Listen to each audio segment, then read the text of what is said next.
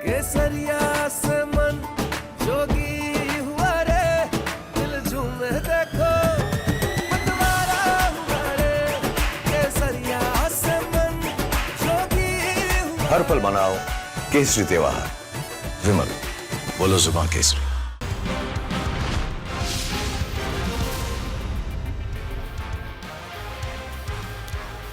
नमस्कार, बहुत स्वागत है आपका। मैं हूं आपके साथ विवेक। शाम के 5 बज रहे हैं और वक्त है आपको खबरों के मास्टर एंगल से रूबरू करवाने का। शुरू करते हैं मास्टर स्ट्रोक। आज सबसे पहले बात करेंगे उस सोच की जो आपको देश का अपमान करने का मार्जिन देती है। कम से कम कांग्रेस तो यही समझती है। वंदे मातरम का अपमान करने वाली कांग्रेस को आज गृह मंत्री अमित शाह ने इतिहास का पाठ पढ़ा दिया। शाह ने कांग्रेस की विभाजनकारी सोच को तार-तार कर दिया। कांग्रेस के अंदर छिपी हुई मुस्लिम लीग को एक्सपोज कर दिया। और एक्सपोज तो जेएनजी के नाम पर वो भेदिए भी हो रहे हैं जिन्होंने सेना और सिस्टम को गाली देने का एक ट्रेंड बना लिया है। लेकिन उत्तर प्रदेश में सीएम योगी ने जेएनजी को छोड़ अब जेन अल्फा की समस्याएं निपटाने का ही बीड़ा उठा लिया।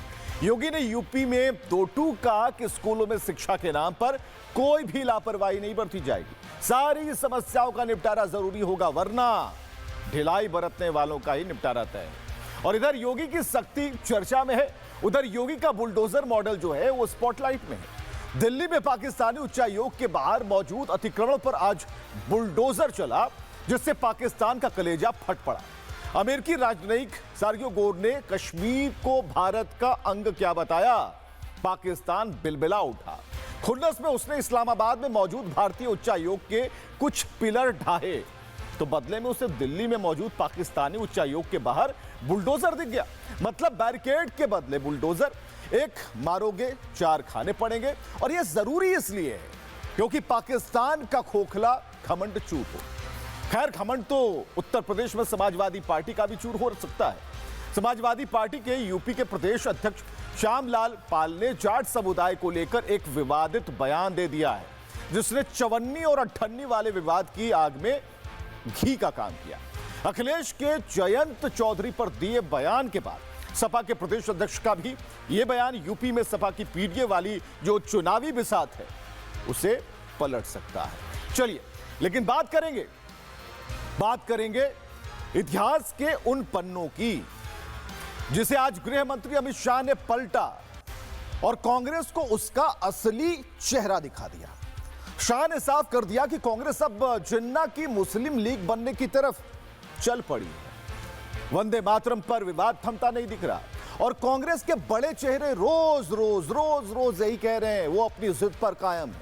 वो मुस्लिम लीग वाला वंदे मातरम ही गाएंगे। मतलब क्या हुआ? कानून हो, संविधान हो या फिर देश का सम्मान, इन सबके ऊपर कांग्रेस के लिए तुष्टीकरण है। और यही बात आज गृह मंत्री ने अच्छी तरह कांग्रेस को समझा भी दिया। सुनिए गृह मंत्री। 1937 में कांग्रेस पार्टी ने मुस्लिम अपीसमेंट के लिए वंदे मातरम के 2 टुकड़े कर देश के विभाजन की नींव डाली थी और वहीं से 2 राष्ट्र के सिद्धांत को ताकत मिली थी और अंततोगत्वा देश का विभाजन हुआ और पाकिस्तान का जन्म हुआ था। कांग्रेस का यह निर्णय केवल और केवल इनकी घोर तुष्टीकरण की नीति की पुष्टि करता है। वोट बैंक के तुष्टीकरण के लिए उन्होंने स्वर्गीय बंकिम बाबू के इस अमर कृति का न केवल अपमान किया है, वो लाखों शहीदों का भी अपमान किया है जो वंदे मातरम का नारा लगाते लगाते देश की आजादी के लिए फांसी पर चढ़ गए। आज कांग्रेस पार्टी 1937 का अपनी पार्टी का रिजोल्यूशन मान रही है और पार्लियामेंट के एक्ट को नकार रही है। मुझे तो बड़ा आश्चर्य है। श्री राहुल गांधी की नेतृत्व में कांग्रेस पार्टी फिर एक बार इस देश में तुष्टीकरण की राजनीति को पुरजोश तरीके से आगे बढ़ा रही है। तो गृह मंत्री ने नस ही पकड़ ली। सीधे अमित शाह अपनी स्टाइल में नस पकड़ लेते हैं। लेकिन यह अपमान जिस पर अमित शाह ने बहुत सारी बातें कही। उन्होंने कहा कि कांग्रेस जो है, राहुल गांधी जो है, यह पार्टी तुष्टीकरण की राजनीति पर काम करती है। मानसिकता क्या है? क्यों कांग्रेस पूरा वंदे मातरम नहीं गाना चाहती? समझना जरूरी है। आपत्ति क्या है? सब कुछ हम आपको बता रहे हैं इस रिपोर्ट के जरिए।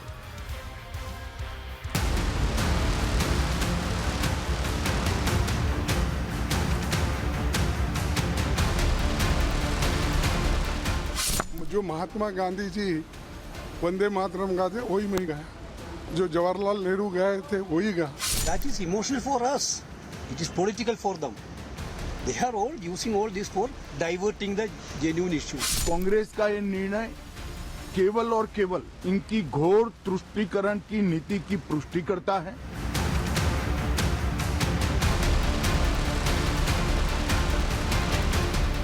ये बयान सियासी नहीं, सोच के दिवालियापन की निशानी है। कांग्रेस जिस संविधान की दुहाई देती है, जिस संसद के नाम पर हल्ला काटती है, उसी संसद से वंदे मातरम पर कानून पास हुआ, जहां वंदे मातरम 6 छंद वाला गाया जाएगा, क्योंकि दशकों से वंदे मातरम को वो सम्मान नहीं मिला जिसका वो सही हकदार था। और इसी वजह से कांग्रेस, जो आज भी इसी बात पर अड़ी है कि वो गाएगी तो 2 छंद ही गाएगी। Vande Mataram we are doing for the last 1937 onwards. More than 90 years we are doing this.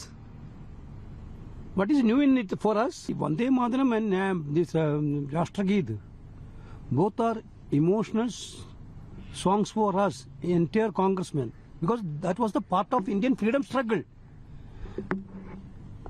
BJP didn't know anything about the freedom struggle. Basically, Vande Mataram was a part of freedom struggle.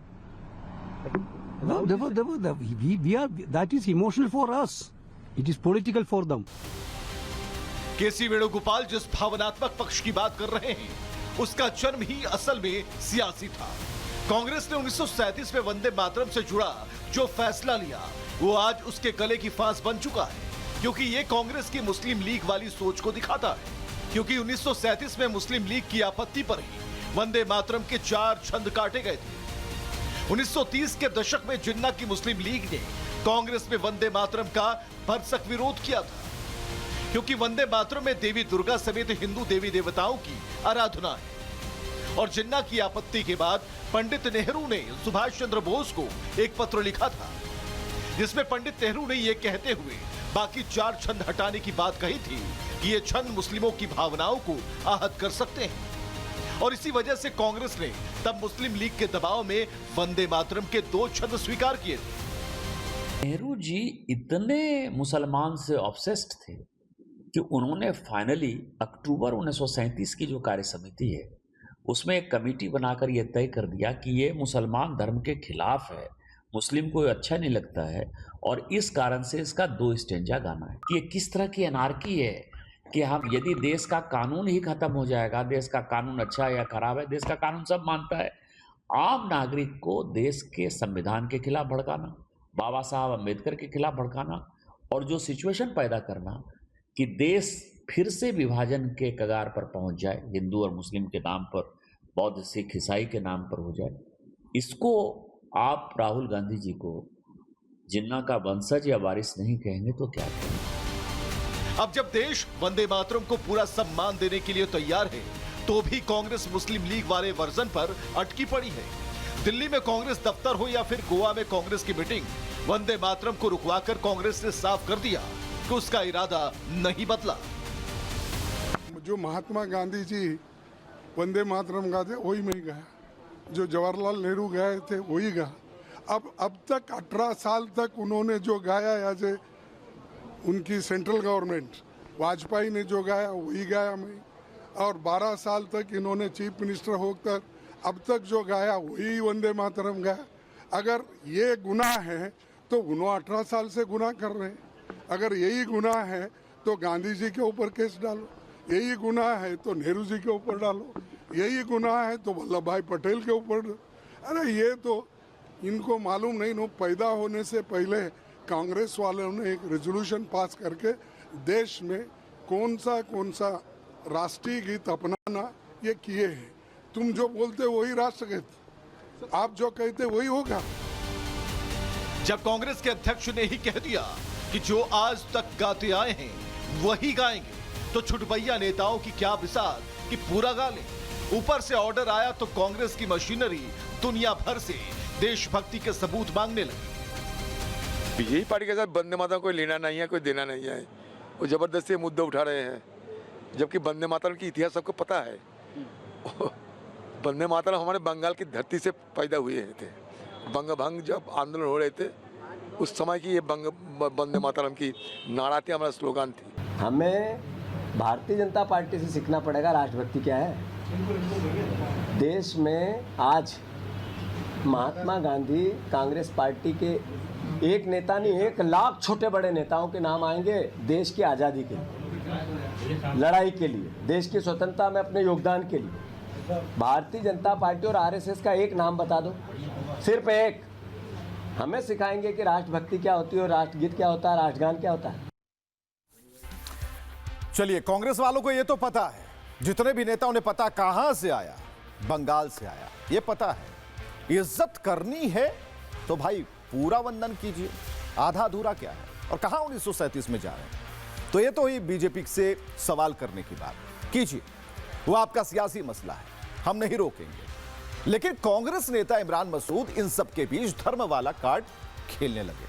जरा देखिए उनके पत्ते में क्या निकला। 1937 का जो resolution है वो ये भी बता दीजिए क्यों आया था। सुभाष चंद्र बोस जी ने, चूंकि उनके आगे के छंदों के अंदर उपासना है, इबादत है, ये धार्मिक इबादत और धार्मिक तरीका जो है मेरा अलग हो सकता है, आपका अलग हो सकता है। गुरु रविंद्रनाथ टैगोर ने प्रकृति के लिए, देश के लिए, मातृभूमि के लिए उसकी तारीफ को निकाल करके और कहा था कि ये छंद उसके अंदर पड़े जाएंगे। और वही विरासत जो गुरु रविंद्रनाथ टैगोर की है, जो सुभाष चंद्र बोस की है, जिसमें सरदार पटेल हैं, जिसमें महात्मा गांधी है, उसको लेकर के हम आगे चल रहे हैं। हमने तो लड़ाई लड़ करके जंगे आज़ादी हासिल की, आपका तो कोई लेना देना नहीं था। आज़ाद भारत के अंदर आपका क्या लेना देना था?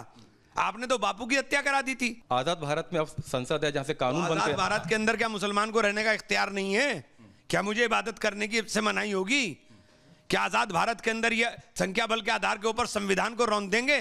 बाबा साहेब भीमराव अंबेडकर ने जो हमें संविधान के तहत अधिकार दिए, उन अधिकारों को रौंद देंगे? क्या देश के अंदर दलितों को, मुस्लिमों को, आदिवासियों को, पिछड़ों को ये रगड़ देंगे संख्या बल के आधार पर? मतलब इनके हिसाब से आजादी की लड़ाई इन्होंने लड़ी, हमारे बाप दादाओं ने कुछ नहीं किया। वो तो घर में बैठे थे, दालान पर बैठे थे। हाँ, हालांकि बीजेपी भी कम नहीं है। बीजेपी नेता गिरिराज सिंह ने कांग्रेस की चाल, चरित्र, चेहरे पर एक एक बात साफ कर दी। गिरिराज सिंह ने गांधी के नाम पर सियासी मलाई लूट रही आज की कांग्रेस को बेनकाब कर दिया। कांग्रेस के चेहरे बेनकाब हो गए। मैं उस कांग्रेस की बात कर रहा हूं जो गांधी जी का मलमा पहने हुए था। ये गांधी का कांग्रेस, गांधी का कांग्रेस, ये उसी दिन हो गया 15 अगस्त को।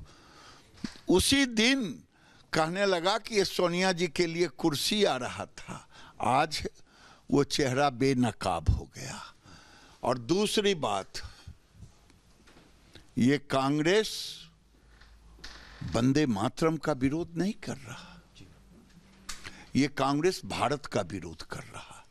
क्योंकि ये कांग्रेस गांधी जी का कांग्रेस नहीं है, ये सोनिया गांधी का कांग्रेस है, राहुल गांधी का कांग्रेस है।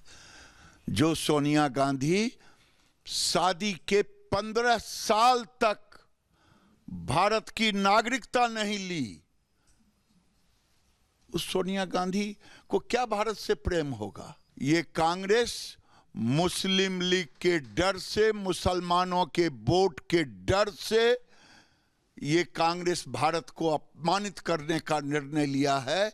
जो भारत के लोग इसे बर्दाश्त नहीं करेंगे। ये भारत को तोड़ने की साजिश है। ये कांग्रेस मुस्लिम लीग की कांग्रेस, ठीक ही कहा है राष्ट्रीय अध्यक्ष ने। तो गिरिराज सिंह एक नहीं 1000 वजह गिरा रहे हैं कि कांग्रेस की मंशा क्या है। विपक्ष को जहां वंदे मातरम के विरोध की बीमारी लग गई है, वहीं दूसरी तरफ सीजेपी की दीपीके एंड पार्टी ने ऐसा ही गंदा रोग देश के कुछ हिस्सों में डाल दिया कि उन्हें विरोध और देश विरोध के बीच का फर्क समझ में नहीं आता। जंतर मंतर पर ड्रामा करने के बाद इनके और इनके समर्थकों के हौसले कितने बुलंद हैं। ये सेना से ही भिड़ जा रहे हैं। भाई विरोध का ये कैसा तरीका है? इन मोहतरमा को जरा देखिएगा, देश की सुरक्षा से लेना देना नहीं है, ये मोबाइल पर आना चाहती हैं। सुरक्षा बल और पुलिस ने इनका रास्ता रोका तो विफर पड़ी। 25 जुलाई का वीडियो है, लेकिन मानसिकता, मेंटलिटी नहीं बदली। इन पर यह आरोप है कि ये सुरक्षा बल के जवानों से सिर्फ इसलिए भिड़ गए क्योंकि लद्दाख की तरफ जाने वाला रास्ता कुछ देर के लिए बंद कर दिया गया। फिर इन्होंने अपना परिचय बताया। क्या बोला, जरा सुनिए।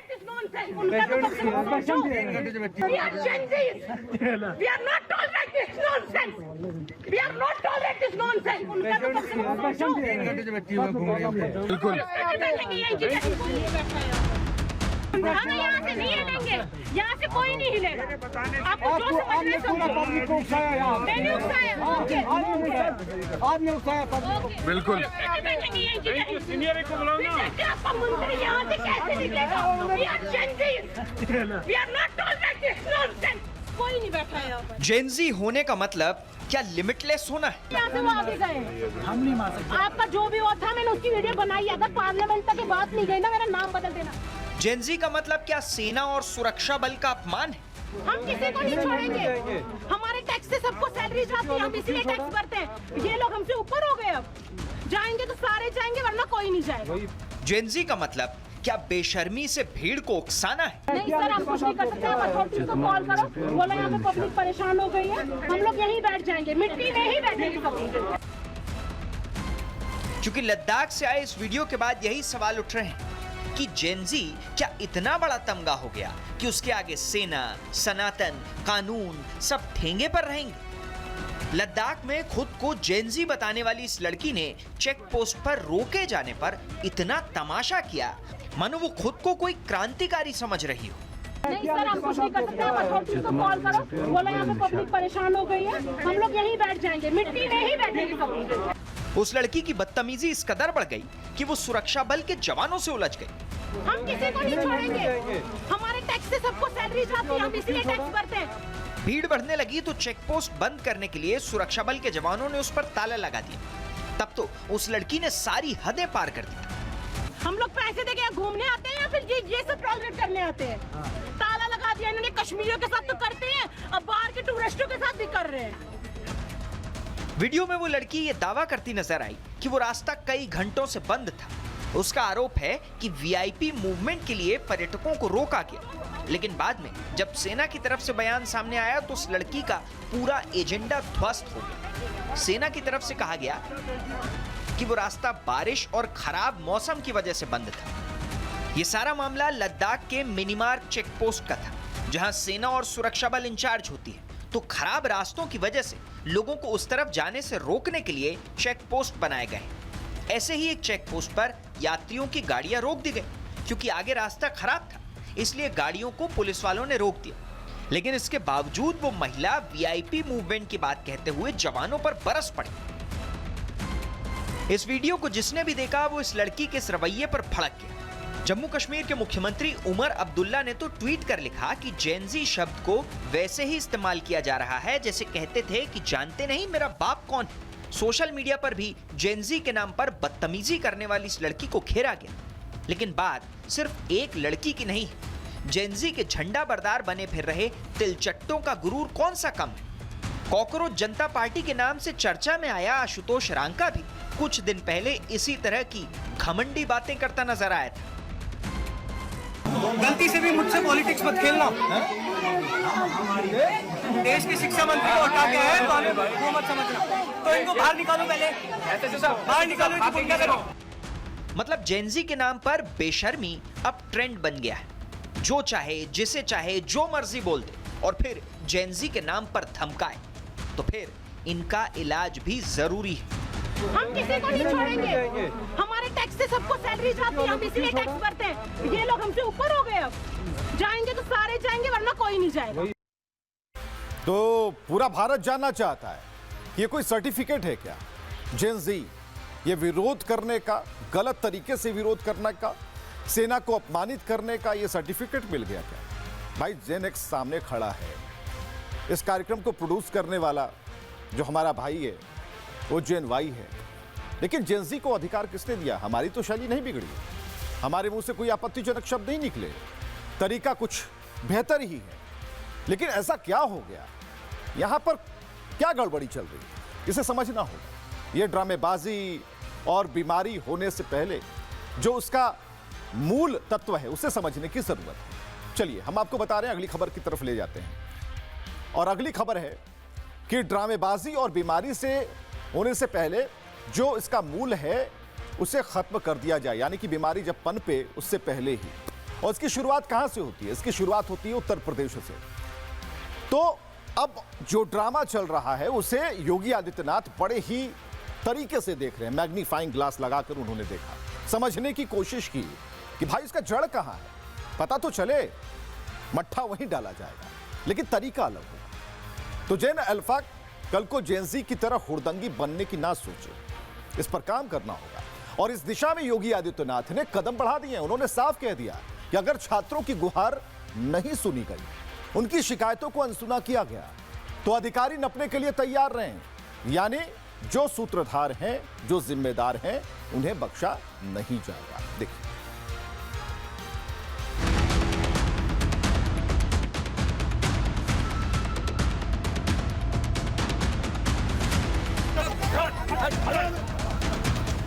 जेन अल्फा का प्रदर्शन,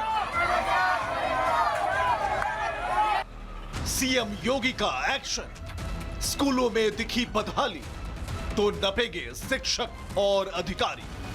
योगी की सख्त चेतावनी, छात्रों को नहीं हो कोई परेशानी। शिक्षक के मुद्दे पर उत्तर प्रदेश के अलग अलग हिस्सों में जारी प्रदर्शन पर सीएम योगी ने सख्त रुख अपनाया।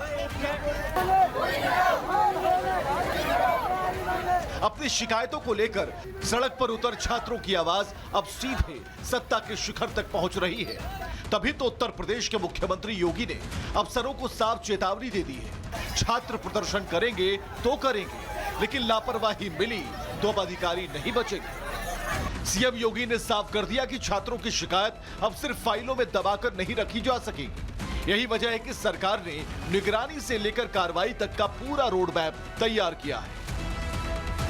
छात्रों की शिकायतों पर सीधी निगरानी होगी, सीएम ऑफिस के अधिकारी नोडल अफसर होंगे, शिक्षण संस्थानों की नियमित निगरानी होगी, शिक्षकों की कमी का तत्काल समाधान होगा, प्रशासनिक खामियों पर जवाबदेही तय होगी, लापरवाही करने वाले अधिकारी कर्मचारी चिन्हित होंगे और जिम्मेदारों पर सख्त कार्रवाई की जाएगी। योगी सरकार लाउड एंड क्लियर मैसेज दे रही है, छात्रों को अपनी समस्या बताने के लिए बार बार सड़क पर उतरना ना पड़े। जिस व्यवस्था की जिम्मेदारी अफसरों की है, अगर उसी व्यवस्था की शिकायत लेकर छात्र प्रदर्शन कर रहे हैं तो सवाल अधिकारियों से ही होगा। और योगी सरकार ने अब यही जिम्मेदारी फिक्स करने का फैसला किया है। सिर्फ बेसिक या माध्यमिक शिक्षा नहीं, सरकार ने पूरे शिक्षा तंत्र को निगरानी के दायरे में रखा है,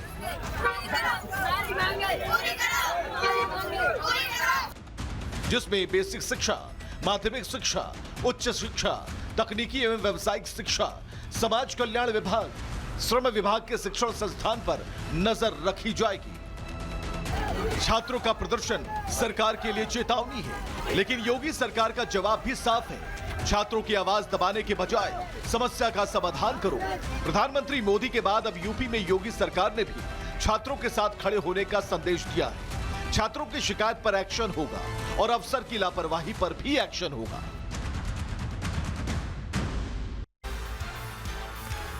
ये नपने और नापने की बात नहीं हो रही है, बल्कि न्याय की बात हो रही है, जो योगी आदित्यनाथ करना चाहते हैं। अपने उस जनरेशन को बचाना चाहते हैं, बताना चाहते हैं कि न्याय आपके साथ है, सरकार आपके साथ है, प्रशासन आपके साथ है।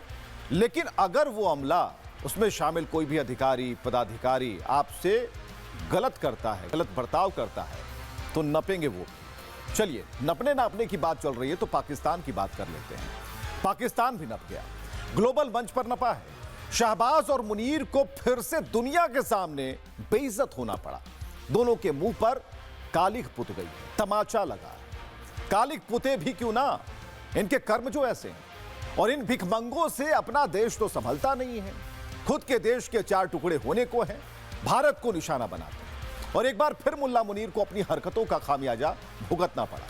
इस्लामाबाद में भारतीय दूतावास पर नजर उठाकर देखना शहबाज एंड आर्मी को इतना भारी पड़ा कि इनके ठिकाने जमींदोज हो गए। और इस बार पाकिस्तान पर भारत ने बुलडोजर स्ट्राइक की और निशाने पर रहा दिल्ली का पाकिस्तान दूतावास, जहां बुलडोजर ने सीमा पार बैठे मुनीर का सारा नशा उतार कर रख दिया और बता दी नापाक फौज की औकात।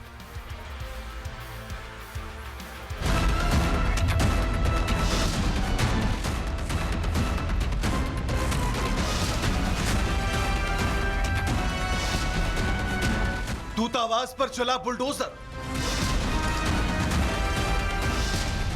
नापाक गेम ओवर। फिर पाकिस्तान की पोल खोली, बुलडोजर से मची खलबली।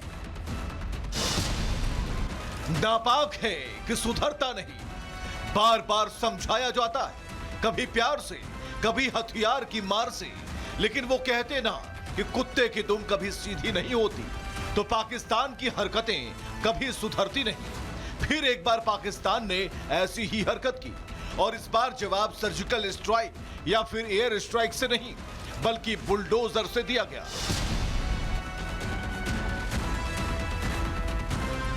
इस बार भारत के निशाने पर रहा दिल्ली में स्थित पाकिस्तानी दूतावास, जहां हाई कमीशन के बाहर बने अवैध ढांचों को गिराया गया। वहां लगे बैरिकेड्स, फेंसिंग, यहां तक कि वीजा सेक्शन के पास लाइन कंट्रोल के लिए बनाए गए स्ट्रक्चर सब मिट्टी में मिला दिए गए। पाकिस्तानी दूतावास का एक एक अवैध ढांचा जमींदोज कर दिया गया। तस्वीरें आप देखिए, ये पाकिस्तान हाई कमीशन आप मेरे पीछे देख रहे हैं, उसके ठीक बाहर ये जो फुटपाथ का एरिया बोल लीजिए, यह एक बड़ा सा स्ट्रेच है जो कि रोड को कनेक्ट करता है। इस रोड पर आप देखेंगे कि कल देर रात एडमिनिस्ट्रेशन पहुंचा और यहाँ पर जो कंस्ट्रक्शन एक तरीके से अवैध रूप से किया गया था, उस कंस्ट्रक्शन को पूरे तरीके से हटाया है। ये एम्बेसी के एक हिस्से की तस्वीर आप देख रहे हैं जहाँ पर ये अतिक्रमण जो है वो हटाया गया, लेकिन इसके अलावा इस गेट के जो मेन गेट आप देख रहे हैं, इस गेट के दूसरी तरफ आप देखिए जहाँ सीसीटीवी कैमरा लगा है, वहां पर भी बैरियर से उसको पूरे तरीके से हटाया गया। और तीसरी सबसे बड़ी बात कि थोड़ा सा और जब हम आगे चल रहे हैं, ये पूरी पाकिस्तान एम्बेसी की वॉल है, देखिए इस वॉल से सटा हुआ जो आगे का पूरा सेक्शन है, वहां पर भी इसी तरीके का कंस्ट्रक्शन था जिसको कल बुलडोजर करके हटाया गया है। हालांकि इसके पीछे एक वजह यह भी बताई जा रही है कि इस्लामाबाद में इंडियन हाई कमीशन के बाहर जो पार्किंग पोल था वो एडमिनिस्ट्रेशन ने जो इस्लामाबाद एडमिनिस्ट्रेशन ने हटाया, उसी का एक तरीके से बदला कह लीजिए या उसी का एक रुख जो दिल्ली में देखने को मिला। अब आप सोच रहे होंगे ऐसा क्यों किया गया? भाई पाकिस्तान पर कोई कार्रवाई यूं ही नहीं की जाती, बल्कि पाकिस्तान खुद इसका कारण होता है। इस बार पाकिस्तान ने इस्लामाबाद में स्थित भारतीय दूतावास पर गंदी नजर डाली। मुनीर के गुंडों ने भारतीय हाई कमीशन के बाहर लगे सुरक्षा बैरिकेड्स और पोल हटा दिए, लेकिन शायद पाकिस्तान भूल गया था कि भारत में अभी भी मोदी की सरकार है। यहाँ हर स्ट्राइक का जवाब सर्जिकल स्ट्राइक से दिया जाता है। तो पाकिस्तानी दूतावास पर चल गया बुलडोजर, ईंट का जवाब पत्थर से नहीं बुलडोजर से दिया गया। देखिए, भारत कभी किसी के साथ छेड़छाड़ नहीं करता, और जो छेड़छाड़ करता उसे छोड़ता नहीं, क्योंकि भारत का प्रधानमंत्री नरेंद्र मोदी है, गृह मंत्री अमित शाह है। पाकिस्तान को पता है आगे करोगे फिर तो समझ लो। यानी शहबाज और मुनीर आर्मी को साफ संदेश दे दिया गया, अगर छेड़ोगे तो छोड़ेंगे नहीं, और ऐसे ही आपको दुनिया के आगे बेइज्जत करेंगे। जब जब भारत के खिलाफ साजिश रचोगे तब तब करेंगे, क्योंकि आपकी आदत सुधरती नहीं और हम सुधारे बिना छोड़ते नहीं। खैर, पाकिस्तान को 24 घंटे के अंदर ये लगा दूसरा झटका, और इसकी शुरुआत तब हो गई जब मुनीर के आका ट्रंप ने अपने दूत के हाथ संदेशा भिजवा दिया। अमेरिकी राजनयिक सर्जियो गोर ने कह दिया कि कश्मीर भारत का है। बस यही बात पाकिस्तान के गले नहीं उतरी। अरे भाई, आप तो ट्रंप को अपना पूरा मुल्क बेच खाओ, ट्रंप के परिवार को क्रिप्टो के लिए जमीनें बांट दो, बदले में कश्मीर पर समर्थन ही ना मिले तो झटका तो है ही। क्या हुआ जिससे पाकिस्तान बौखलाया हुआ है, यह भी देखना जरूरी है।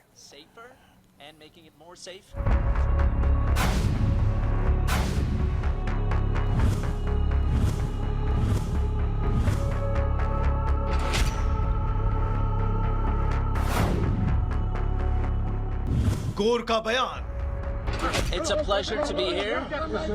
As everybody here knows, I'm the U.S. ambassador to India, and this is an important part of India. I cannot make any big announcements here today, but it is something we're going to look at. बिलबिलाया Pakistan, फिर हुई international बेइज्जती। I'm the U.S. ambassador to India, and this is an important part of India. Shahbaz Munir में मची खलबली। भूल जाओ कश्मीर का सपना। I cannot make any big announcements here today, but it is something we're going to look at. नापाक को दिखाया आईना।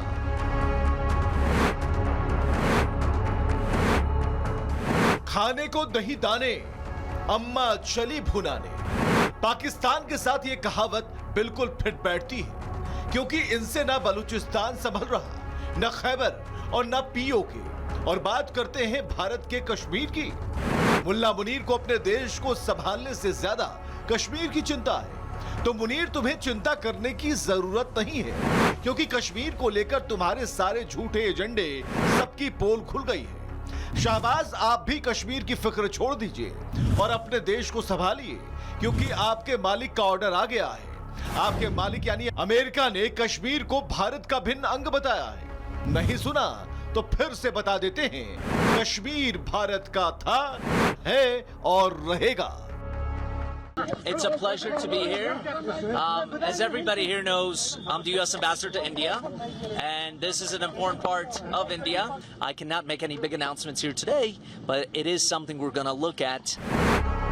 तो सुन ली शहबाज अपने चहेते अमेरिका और उनके राजनयिक की भाषा। अब तो शर्म कीजिए, जिन्होंने साफ कर दिया कि कश्मीर पर पाकिस्तान अपनी गंदी नजर रखना छोड़ दे और अपने देश को संभाले।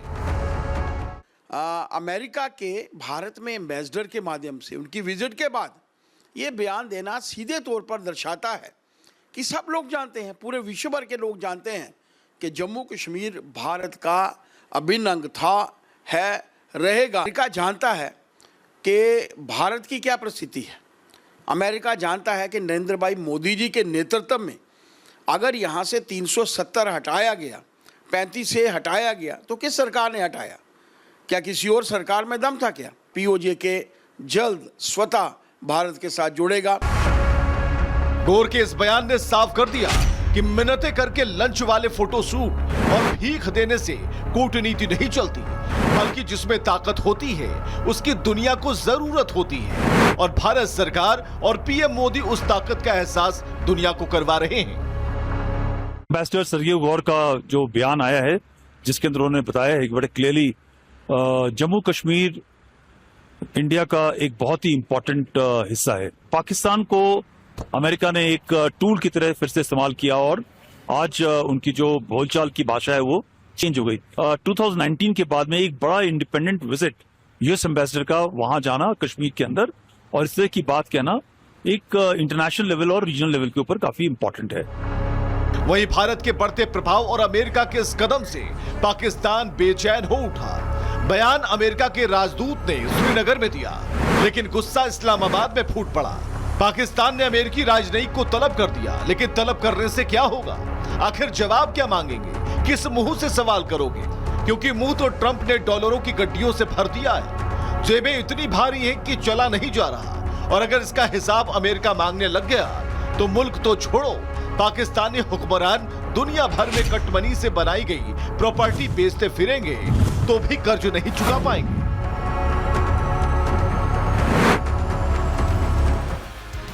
गजब बेइज्जती है, और बात बेइज्जती की हो रही है तो इसमें पाकिस्तान पूरी तरह से बौखलाया हुआ है, क्योंकि जो उसने सोचा था वो नहीं हो पाया। हम आपको बताने जा रहे हैं क्या रहा है, इनसाइड स्टोरी क्या है। तो बात बेइज्जती की हो रही है तो इसमें पाकिस्तान को तो पीएचडी हासिल है। भला भारत और अमेरिका से बेआबरू होने के बाद कहां इसकी भूख खत्म होने वाली? तो यूएई ने रही सही कसर पूरी कर दी। पहले सऊदी, फिर अमेरिका और अब यूएई पाकिस्तान की दुनिया भर में जगहसाई हो रही है। और इसका दावा किया पाकिस्तान असेंबली के एक पूर्व स्पीकर ने। देश की असेंबली के बीचों बीच पाकिस्तान के पूर्व national assembly speaker Asad Qaiser ने यूएई का नाम लेकर सदन में कहा कि यूएई यात्रा के दौरान जब उनकी फ्लाइट कैंसिल हुई तो वहां के होटलों ने पाकिस्तानियों के लिए दरवाजे बंद कर दिए। ये तो इज्जत है इस भिखमंगे मुल्क की। गला फाड़ के मुस्लिम मुस्लिम चिल्लाते रहते हैं और मुस्लिम मुल्क ही इन चंगू मंगुओं को भाव नहीं देता। सुनिए। जैसे ही जंग शुरू हुई तो फ्लाइट कैंसिल हो गई, हम परेशान थे। उधर से जो है ना हम मजीद फ्लाइट लेना चाहते थे या इंफॉर्मेशन लेना चाहते थे या होटल जाना चाहते थे। हमारे पाकिस्तानियों के साथ सलूक अच्छा नहीं हुआ। हमें वो जिसके स्पीकर थे उस पर अनाउंसमेंट कि सिर्फ ओनली इंडियन और अमेरिकन पासपोर्ट होल्डर जो है ना वो एंटरटेन होंगे। मैंने खुद एहतजाज किया, बात की कंसर्न लोगों के साथ। उसका रवैया जिस तरह होता है मुझे उस पर अफसोस है। मैं ज़्यादा से ज़्यादा चूँकि डिप्लोमेटिक नोट है तो उस दिन मैंने महसूस किया कि पाकिस्तान के साथ जो रवैया है वो मुनासिब नहीं है। मैं समझता हूँ कि जो हमारे जो डिप्लोमेटिक चैनल हैं इनको टेकअप करना चाहिए। यानी हमारी यूएई के साथ हमेशा हमारी ख्वाहिश है और पाकिस्तान की आवाम यूएई की जो जितनी भी हुकूमत है आवाम के साथ मोहब्बत करती है, रिस्पेक्ट करती है। और अभी हमें भी रिपोर्ट आ रही है, यकीन जाने मैं खुद मुझे बाकायदा एक पूरा वफद मिलने आया कि हमारे साथ रवैया जो है ना मुनासिब नहीं है। ये भारत को बताने की जरूरत नहीं है कि कोई भारतवंशी बताएगा कि पाकिस्तान की किस तरह से आबरू लूट रही है। आबरू का मतलब समझते हैं ना, इज्जत। भारत में इसको इज्जत कहते हैं। अब वहां के पूर्व असेंबली स्पीकर ने कह दिया कि भाई इस तरह से बर्ताव हुआ है, अगर भारत और अमेरिका का पासपोर्ट है तभी टिकने दिया जाएगा, नहीं तो फिर बाहर हो जाओ। तो मुस्लिम राष्ट्र का कॉन्सेप्ट क्या है, जरा सोचना होगा। और पाकिस्तान सोचने वाला नहीं है, वो अपनी आदतों से बाज नहीं आने वाला। अगली खबर की तरफ हम रुख करते हैं। तो जिस तरह पाकिस्तान बार बार मार खा रहा है, बेइज्जत हो रहा है, अपनी बेइज्जती करा रहा है, अपनी हरकतों से बाज नहीं आता, हमारे देश का विपक्ष भी बार बार चुनाव में हार के बावजूद, जनता के आईने को दिखाने के बावजूद सुधरता नहीं। इस बार यह बीड़ा उठाया यूपी के सबसे बड़े विपक्षी दल समाजवादी पार्टी ने, जिसने अपनी पुराने साथी आरएलडी के बहाने पूरे जाट समाज को ही निशाने पर ले लिया। पहले इनके मुखिया अखिलेश यादव ने जयंत चौधरी को चवन्नी बताया और अब इनके पार्टी के पूर्व अध्यक्ष श्यामलाल ने तो हद ही पार कर दी। उन्हें तो जाट समाज को ही चवन्नी अठन्नी बताया है। अब समाजवादी पार्टी इनसे वोट की उम्मीद करेगी और जब चुनाव हार जाएगी तो ईवीएम, वोट चोरी, एसआईआर का आरोप लगाने से पीछे नहीं रहेगी। जबकि इस हार की नींव उसने खुद ऐसी बयानवीरों के बयानों से ही रखवा दी थी। आखिर क्या है यह पूरा मामला और क्यों जाट सपा के निशाने पर है, देखिए।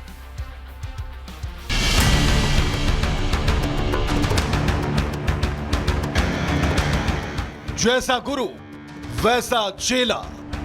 जाने कहां से आ गए थे गठबंधन वाले। हम लोगों ने चवन्नी का रुपया बना दिया तब भी हमें छोड़ के चले गए। जिन्हें राजनीति की एबीसीडी नहीं आ रही थी, ऐसे समाज को वो पहले चवन्नी बनाए, चवन्नी से अठन्नी बनाए, अठन्नी से रुपया सोना चमकता हुआ बनाए। चौधरी चरण सिंह इस देश के प्रधानमंत्री रहे हैं जब अब मुलायम सिंह यादव ने राजनीति करना शुरू भी नहीं किया था। वो अपनी बात कहे तो अच्छा है। पीडीए का दिन रात दम भरने वाले अखिलेश यादव को शायद अब जाट समाज की जरूरत नहीं है। उनके और उनकी पार्टी के बयानों से यही नजर आता है। एक और इनकी पार्टी वाले आजम खान को गृह मंत्री बनाने की तकरीरें देते हैं। अखिलेश यादव को मुख्यमंत्री बनाना है, तब इनको सबको आजम भाई को रक्षा मंत्री बनाना है। बिल्कुल बनेगा। रक्षा मंत्री नहीं, पहले गृह मंत्री। दूसरी तरफ यही लोग जाट समाज को चवन्नी और अठन्नी कहते नजर आते हैं। अखिलेश तो अखिलेश, उनकी पार्टी के यूपी प्रदेश अध्यक्ष श्यामलाल पाल तो उससे भी आगे निकल गए और ये तक कह दिया कि जाट समाज को चवन्नी से रुपया समाजवादी पार्टी ने बनाया। तो हमेशा समाजवादी पार्टी ने चवन्नी को रुपया बनाने का काम किया है।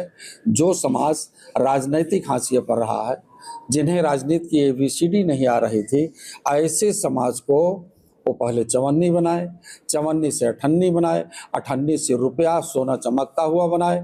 ऐसे लोगों को अवसर समाजवादी ने दिया। यानी जो भाषा जयंत चौधरी को लेकर अखिलेश यादव ने की थी, वही भाषा श्यामलाल की जाट समाज को लेकर है। यानी समाजवादी पार्टी जाटों को क्या समझती है, ये खुलकर सामने आ गया है। बीजेपी ने भी समाजवादी पार्टी के इस बयान पर आपत्ति जताई। कहा कि जाट समाज के अपमान पर अखिलेश यादव माफी मांगे, वरना चुनावों में अंजाम भुगतने के लिए तैयार रहे।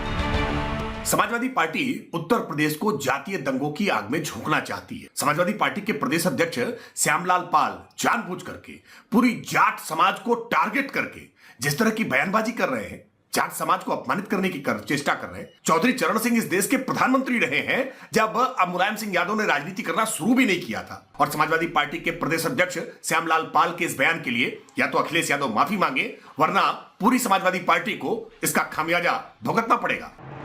इससे पहले अखिलेश यादव ने जयंत चौधरी को लेकर विवादित बयान दिया था और उनकी तुलना चवन्नी से की थी, जिस पर जयंत चौधरी ने साफ लहजे में कहा था कि अखिलेश यादव अपनी चिंता करें और अपने साथियों का वो कितना सम्मान करते हैं, इसका आईना भी दिखाया।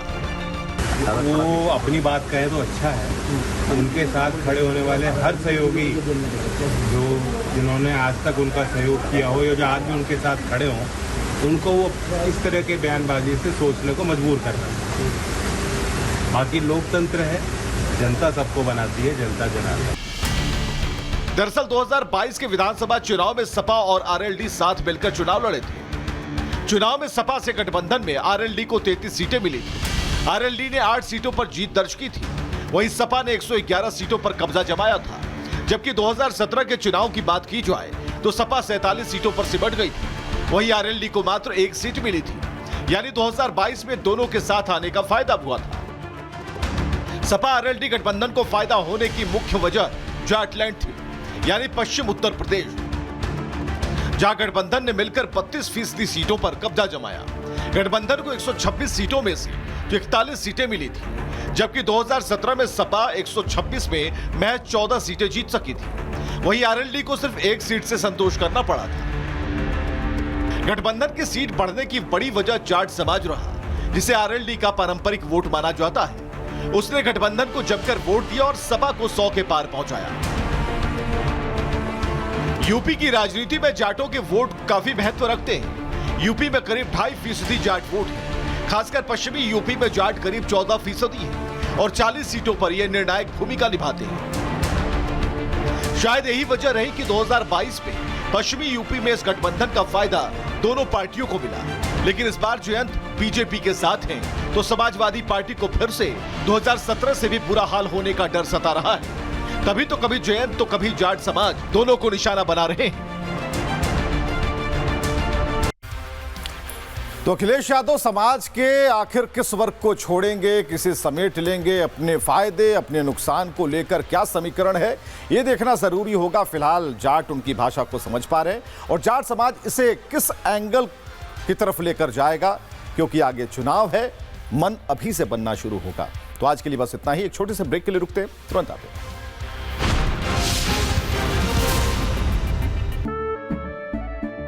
केसरिया से मन जोगी हुआ रे, दिल झूमे देखो मतवारा हुआ रे। केसरिया से मन जोगी हुआ। हर पल मनाओ केसरी त्योहार। विमल, बोलो जुबान केसरी।